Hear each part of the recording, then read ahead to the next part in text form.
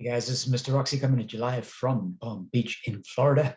It is already January the 4th, so it's far too late for me to say Happy New Year, but in case I haven't seen you this year, Happy New Year. A couple of things I want to discuss in this particular video, and that includes the basic concept of the Santa Claus rally, which we are actually experiencing sort of right now. Now, in terms of the calendar days, in December the 27th, was a Monday, and that is sort of the start of the Santa Claus rally, as people refer to it. And then statistically, almost 75% of the time, if you have a little bit of an uptick in the S&P 500 as a benchmark in the last week of December, and then for the first couple of trading days in January, if you have another little uptick in the S&P 500, 75% of the time, approximately, the rest of the year generally tends to give you a bullish outlook, and you can expect the S&P to go higher for that particular year. Now, if you're okay with that statistic, then you'll be okay with that. But I'm not suggesting that you should be okay with that. I'm simply saying that 75% of the time, that's kind of what happens. So we've had a little Santa Claus rally. So the last week of December, the first couple of days of January have probably been good for you. But this particular video is not about OXY. Even though OXY was up 7.5% today, trading at $33, I don't really want to spend a bit of time talking on OXY yet, because it's going to still be volatile. We'll see how we go. It's also not about energy transfer. So even though energy transfer is up 2.4% today, and it was up yesterday as well, we're not going to talk about that one either. What I do want to do is actually have a little follow-up from the previous video that I made, where I discussed some Blackrock S&P 500 ETFs. And when you invest in an ETF, especially if it's something that mimics the S&P 500, as a general rule, that's a good place to be. Firstly, if you're averse to doing homework and you don't want to take the time or trouble to pick individual stocks, you want to mitigate or minimize the risk of single stock holdings, you may want to invest in an ETF. And I'm saying this with total honesty and transparency. Putting money into individual stocks like Occidental and Energy Transfer and anything else that you might be invested in is high risk, because one bad quarter, we've seen some of these stocks go down 15, 20% for the quarter. So there are inherent risks in trading in a single stock. And very often these are things beyond your control, because all you can do is wait and see what happens in a particular quarter, and then take the body blows as they happen. Or otherwise, if they obviously spike, then you can be all cheerful about that. If we look at the sector performance over the last day, we can see that energy and financials have done pretty good. It's quite decent. And as you know by now, most of my holdings are in energy and financials. I also have a little bit of industrials. I have some industrial conglomerates, which include things like 3M and ICANN Enterprise Partners. But you can see towards the bottom end of the sector performance here that a couple of sectors, specifically information technology and healthcare, took a bit of a hit today. Now, these things are cyclical, and that is just today. We have no idea what will happen tomorrow, and that's not the purpose of this video either. All I want to do is share with you sort of the, let's call it the macro overview of the sectors as opposed to the individual stocks, because sometimes we get lucky with a particular stock, like for instance, in my previous two examples on Occidental and Energy Transfer. Of course, we've had days and days and days where it's gone down, right? So then I feel the opposite of how I feel today. So these are the things I typically refer to as one Maserati, two Maserati, three Maseratis, because who knows what you're going to make or lose on paper in one particular day, which, by the way, is very different from realizing that loss or gain when you're just watching it go up and down, which is horrible when it goes down, painful, but very nice when it goes up. So I want to talk about two ETFs here, but I don't want to spend a lot of time talking about Vanguard, but these ETFs are, for me, sort of parking places. I have a fairly large position in VYM. That's the Vanguard High Dividend Yield ETF, VYM. And I have a large position in SPY, which is a State Street ETF. I'm going to talk about SPY in just a second. I just want to show you the Vanguard ETF as an example. So over time, I mean, it doesn't matter sort of what the time frame is. We see the dip here during the peak, which is actually a valley of the COVID-19 pandemic start. But overall, you know, it's a good performer. It looks like that.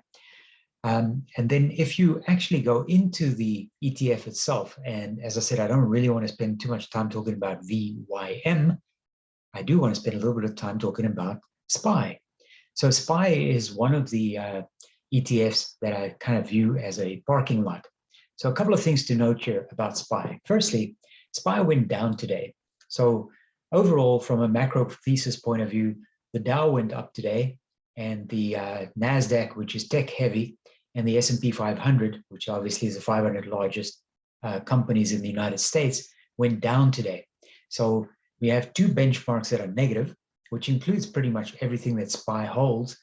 And you had one benchmark, the Dow, the old stodgy 30 top performing large corporations in the United States, that actually went up and finished positive today. Now, if we look at SPY, you'll see that the downtrend on SPY today was only 16 cents on a $500 stock, which is 0.03%. So effectively, it just kind of remained where it was. Now, that's as of today. Now, if we scroll down a little bit here in this view that I have for you over here, you can kind of see how SPY performed against the S&P 500 as an example, or large blend stocks. And you can see it's sort of, you know, trending level with the rest of the, in this particular instance, two benchmarks that we're measuring it against for the last month. And the same thing over 3 months, et cetera, et cetera. I already mentioned it's a State Street ETF. And in the previous video, I mentioned that Blackrock, Vanguard, and State Street pretty much own everything in the market today. So investing in one of their funds is not necessarily a bad thing. I also had some communication with some of the people on the channel, just in terms of just everyday chats. You know, with Brian, I said, you could almost literally just buy something like a Blackrock ETF, or in this particular instance, SPY, and you know, stick your share certificates for the old guys in an envelope, put it under the mattress, open it in 40 years from now, and you'll be astonished at what the balance has grown to, especially if you can make regular contributions to top it up, and in addition to that, reinvest your dividends. But let's take a look at this one in just a little bit more detail, and then I'm going to wrap it up. So a couple of things are interesting here. SPY actually pays a little dividend as well. It's only 1.2%, but it's actually not so bad, because SPY's management fee is 0.09%. So 0.09 is almost zero. So in other words, they're managing this particular fund almost for free, and you still get a little dividend. So you get just over 1% annually as a dividend yield. Most people who manage money for other people, including moi, will charge something like you know, 1 and 10 or 2 and 20. That means 1 or 2% on the assets under management, and 10 or 20% on the profits that are generated in a particular year. So the return on investment. That's the traditional hedge funds used to call it 2 and 20. 2% on assets under management and 20% on the profits. For the funds that we manage, some of the funds that I manage, I charge 0 and then a percentage on the profit. So I don't charge a fee for the funds that I manage, but I do take a small cut of the profits that we generate on an annual basis. But if we look at SPY, you will know, if you've been following my channel, that this diversification here almost looks like my entire portfolio that I manage.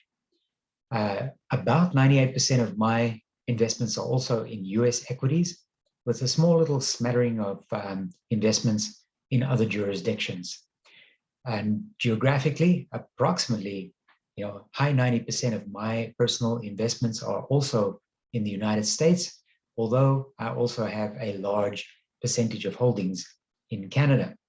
However, some of my Canadian stocks also trade on the US markets, so I actually hold them as US equities, even though I do have some stocks specifically traded in Canada.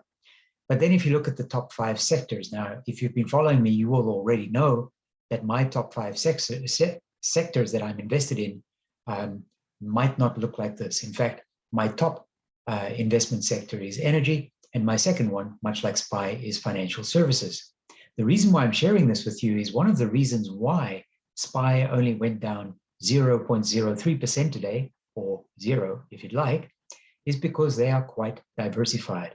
So if single stock risk and market volatility scare you, then investments into investment vehicles like the Blackrock ETFs that I shared in the previous video, or VYM in this particular video, or SPY would be better investments for you, because you don't have to worry about all this volatility. Because when individual single stocks go crazy, and for instance, today there was like a big downdraft for Tesla, and then, you know, at the end of the day, sort of okay. But from a technology point of view, many of these work from home, stay at home type of technology stocks that did really well in the pandemic are doing less well right now. But this is a very, very good or strong diversification here. 21% technology, 18% financial services, 14% healthcare, 10% communication services, and almost 10% consumer cyclical. That's their top 5 holdings. And what exactly do they hold? Well, these stocks, for the most part, are not very volatile. They're 10 top holdings, even though it's tech heavy at the top. Apple, Microsoft, Amazon, Alphabet, and Tesla arguably is more tech than what it is car. Alphabet, which is Google, Meta, which is Facebook, Nvidia, which is chips. If you look at these top 8 of their top 10 holdings, the only real materially large positions are actually Apple and Microsoft. And if anything, these companies have not moved much at all. In fact, they've been pretty much steady Eddie, and having 12, 13% of their top holdings invested in Apple and Microsoft, excuse me, is a relatively safe bet. The rest of the holdings in tech are actually quite small. And then right here at the bottom, you can see Berkshire Hathaway creeping in and United Health. So in their top 10, for sure, 8 of the top 10 are tech. But if you add them all together, that is almost the entire 21% of what they hold in technology. And these are mega companies, Apple, Microsoft, Amazon, etc. So the volatility in SPY is automatically somewhat reduced. The risk is somewhat mitigated. You get a little dividend. The expense or management fee is almost nothing. And guys, that really is the reason why I use equities like SPY and VYM. And by the way, these are closed, so they trade just like any equity on the stock market. That's why I park money, which I typically always refer to as cash awaiting investment. So anytime I have cash in my account, it is cash awaiting investment.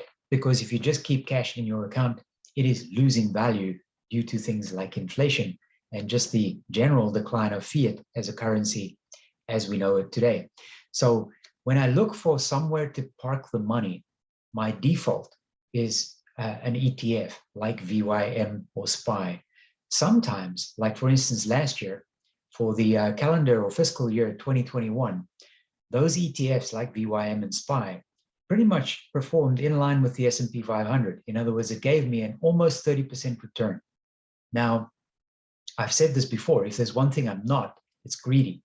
So for me, if I can generate a return of like nearly 30% in 1 year on an ETF, there's no particular reason why I wouldn't even hang on to it or why I would trade around it. Why would I trade in and out of it when it is generating that kind of a return on investment? So I'm not here to punt ETFs, and neither am I here to say, don't take a risk or take a chance on single stocks, because at the end of the day, that's where you can make the most money. I'm going to go with the Peter Lynch philosophy and say, you know, you can have 20 different stocks in your portfolio, and you really just need 1 or 2 10 or 20 baggers to right size your entire portfolio for you. Now, last year, I had an exceptionally good year from the point of view that my large holdings in most of my accounts kind of matched the S&P 500, including VYM and SPY. But then I had a couple of outliers. So AllianceBernstein, which is one of my financial stocks, a couple of my banks or banks and life cos, which is TD Ameritrade, Scotiabank, which are Canadian banks, and the other one being Sun Life, which is a life co, or a life insurance company, outperformed the S&P over the sort of trailing 12 months, if I put it that way. And of course, Occidental came in at like, what was it, over 60% for the year. So despite the fact that I actually had a pullback on some of my stocks like ICANN, Enterprises, and Energy Transfer, the others outperformed the S&P so well that I actually ended up finishing above what the S&P provided as an index in what was a bullish year with very, very strong results. So guys, it's kind of like an overview. Tonight, I'm not punting Oxy, I'm not punting Energy Transfer, I'm not saying anything is a buy. All I'm saying is if you have cash awaiting investment and you don't know where to put it, you can always put it somewhere that's relatively safe because nothing is safe. But if you want to park it in something that mitigates your risk somewhat and makes you feel comfortable so that you can sleep at night, then ETFs is not a bad way to go. So on that note, this is Mr. Oxy signing off from Palm Beach. Take care. Talk to you soon. Bye-bye.